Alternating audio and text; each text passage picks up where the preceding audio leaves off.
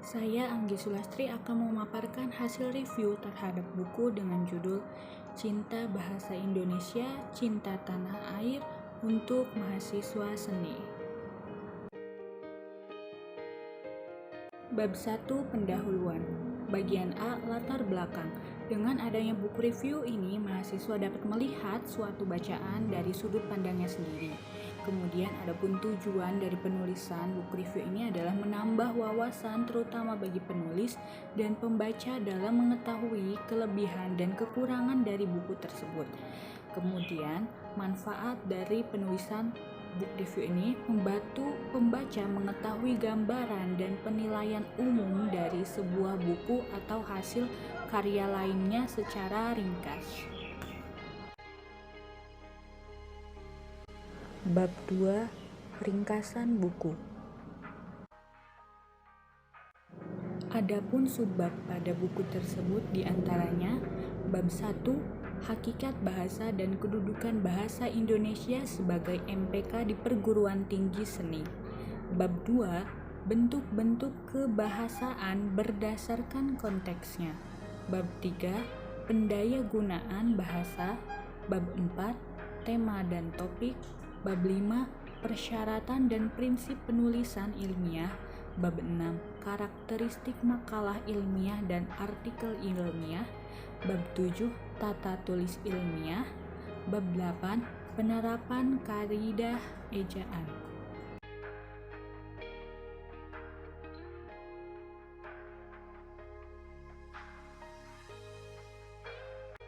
Bagian 1 Hakikat Bahasa dan Kedudukan Bahasa Indonesia sebagai MPK di Perguruan Tinggi Seni. Bahasa pada umumnya lebih dikenal sebagai alat yang digunakan untuk berkomunikasi. Hal ini menjadi pegangan bahwa bahasa adalah media yang begitu penting pada kehidupan manusia, terlebih di masyarakat, karena manusia merupakan makhluk sosial yang artinya tidak bisa hidup tanpa bergantung pada orang lain. Menurut Keraf, bahasa merupakan simbol, bunyi yang dihasilkan alat ucap manusia yang kemudian digunakan untuk berkomunikasi antar anggota masyarakat. Fungsi bahasa dapat dibagi menjadi dua, yaitu fungsi bahasa secara umum dan fungsi bahasa secara khusus.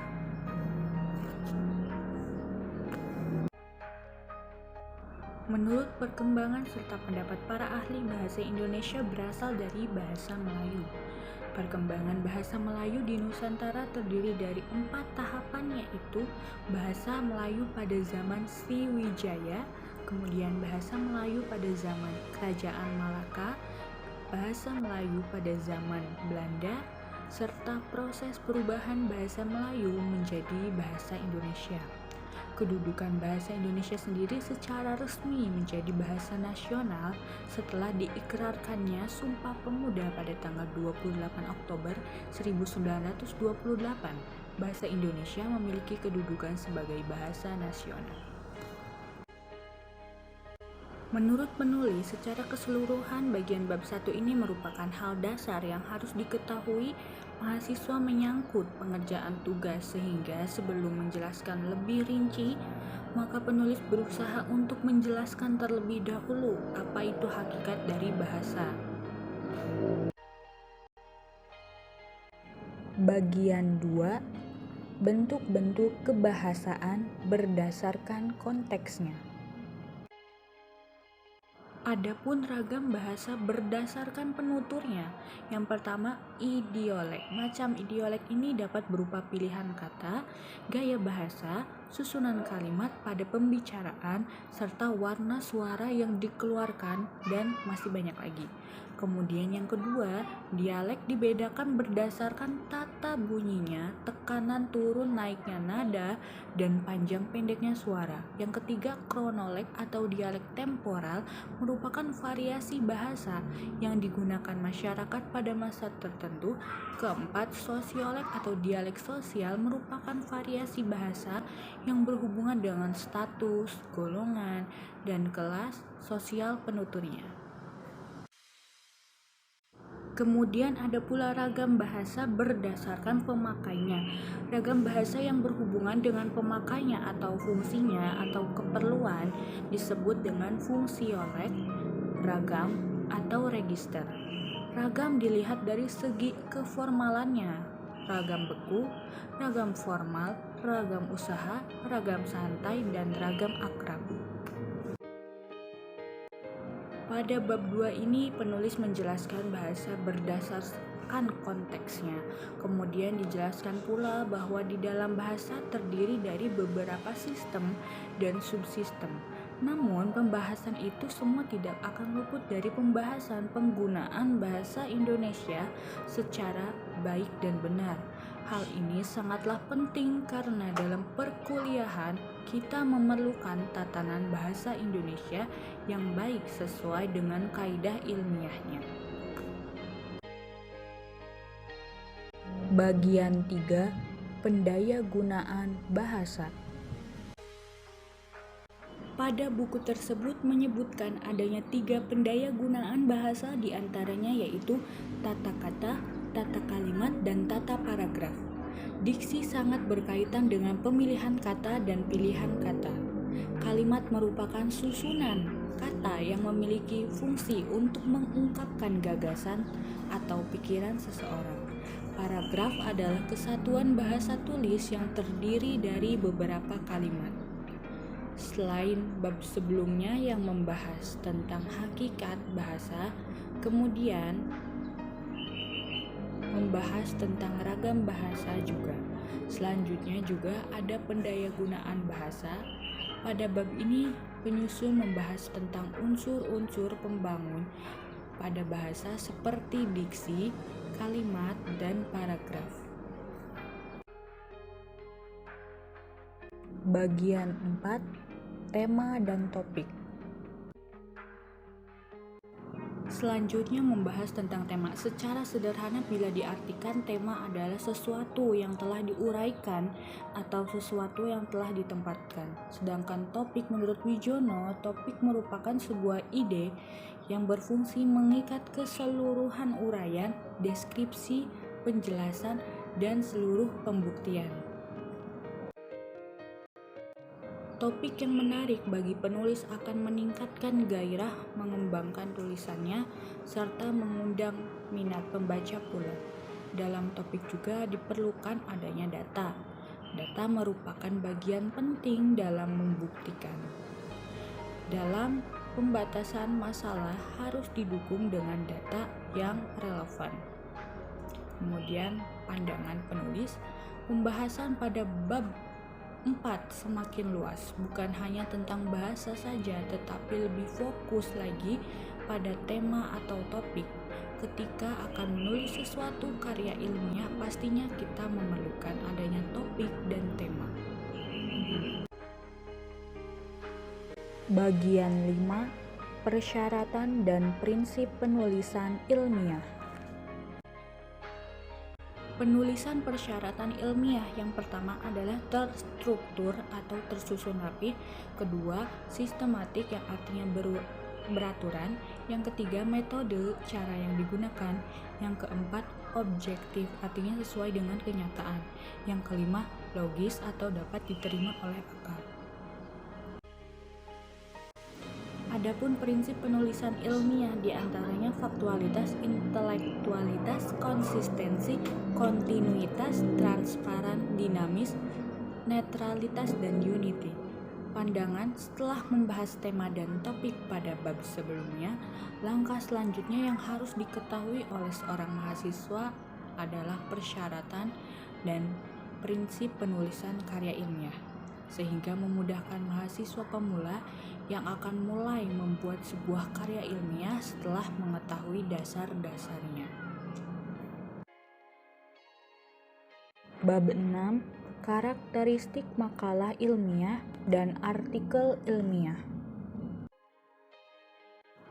Karakteristik makalah ilmiah. Makalah merupakan karya tulis ilmiah mengenai topik tertentu. Adapun sistematika makalah ilmiah yaitu judul karangan, abstrak, pendahuluan, pembahasan, kesimpulan, dan yang terakhir daftar pustaka. Karakteristik artikel ilmiah, hal-hal yang harus ada dalam artikel yaitu judul artikel, nama penulis abstrak, dan kata kunci.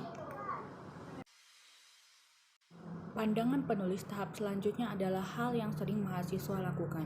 Dosen seringkali menugaskan mahasiswa untuk membuat makalah dan artikel ilmiah. Dengan membaca bagian ini, mahasiswa akan lebih mudah untuk memahami tahap awal mengetahui susunan karya ilmiah. Bagian 7. Tata tulis ilmiah. Dalam menulis sebuah karya ilmiah tentunya kita memerlukan adanya referensi. Fungsi referensi ini yaitu sebagai acuan dalam mengolah data. Fungsi kedua referensi yaitu sebagai bahan pertimbangan. Sistem pertanggungjawaban sumber referensi dapat berupa body note atau catatan tubuh, kemudian footnote atau catatan kaki, dan endnote atau catatan pada akhir. Teknik penulisan sumber referensi dalam daftar pustaka: yang pertama, nama penulis disusun secara terbalik. Kedua, jika nama pengarang lebih dari satu, maka nama pengarang harus ditulis semua. Ketiga, tahun terbit ditulis dengan tanda kurung kemudian diikuti tanda baca koma. Yang keempat, judul tulisan diketik miring. Yang keempat, nama penerbit diikuti tanda baca koma, diikuti dengan nama kota, dan diakhiri dengan titik. Menurut pandangan penulis, pada bagian ini pembahasan tentang tata tulis ilmiah lebih menekankan pada penggunaan referensi ketika menulis sebuah karya ilmiah. Referensi sangatlah diperlukan karena sebagai acuan dan bahan pendukung bagi seorang mahasiswa dalam menulis karya ilmiahnya. Bagian 8. Penerapan kaidah ejaan. Menurut Krida Laksana, ejaan merupakan penggambaran bunyi bahasa dengan kaidah tulis-menulis yang memiliki 3 aspek, yakni aspek fonologis berupa penggambaran fonem dengan huruf dan penyusunan abjad, terus aspek morfologis berupa penggambaran satuan-satuan morfemis, aspek sintaksis yaitu penanda ujaran berupa tanda baca. Hal ini karena banyak pula kesalahan ejaan yang sering dilakukan oleh orang, seperti kesalahan selanjutnya adalah partikel pun yang bisa ditulis secara terpisah atau serangkai. Kesalahan yang paling sering dilakukan adalah dengan menambahkan angka 2 sebagai bentuk kata ulang. Itu sering terjadi. Terus juga kesalahan selanjutnya pada penggunaan tanda titik, ada pula pada kesalahan huruf kapital. Bagian terakhir yang dibahas dalam buku yang saya pilih adalah mengenai ejaan. Ejaan biasanya dianggap mudah oleh sebagian mahasiswa. Mereka menganggap ejaan tidak terlalu penting, padahal seringkali mahasiswa salah dalam menggunakan ejaan, seperti ejaan yang tidak sesuai dengan kaidah bahasa Indonesia. Bab 3. Kelebihan dan kekurangan buku. Kelebihan dari buku ini yang pertama membahas mengenai hakikat dan fungsi sejarah dari bahasa itu sendiri. Hal ini merupakan salah satu kelebihan karena sebelum membahas topik yang lebih inti, hendaknya kita harus mengetahui terlebih dahulu dasar dari topik yang akan dibahas. Kelebihan buku ini selanjutnya adalah tersusun secara runtut dan saling melengkapi antara bab 1 dengan bab sebelumnya atau bab selanjutnya. Terlebih buku ini sudah memiliki ISBN. Adapun kekurangan dari buku ini adalah dalam buku ini masih ditemukan beberapa kata yang tidak baku, seperti contoh penulis menemukan kata mempengaruhi, di mana bentuk bakunya adalah memengaruhi. Selebihnya untuk ukuran sebagai pedoman mahasiswa seni sudah cukup ringkas dan baik. Bab 4. Penutup. Simpulan, secara keseluruhan pembahasan pada buku ini sudah sangat baik dan terstruktur. Pokok pembahasan antara bab 1 sampai dengan bab 8 saling berkaitan, sehingga memudahkan pembaca dalam memahami materi tersebut. Sedangkan saran, hendaknya penulis mencantumkan referensi pada setiap kutipan yang diambil dan jika diperlukan, membuat daftar referensi dari setiap babnya agar memudahkan pembaca mengetahui bagian referensinya.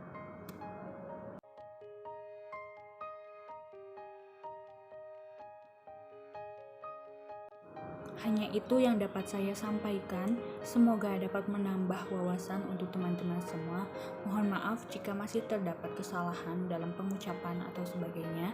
Wassalamualaikum warahmatullahi wabarakatuh.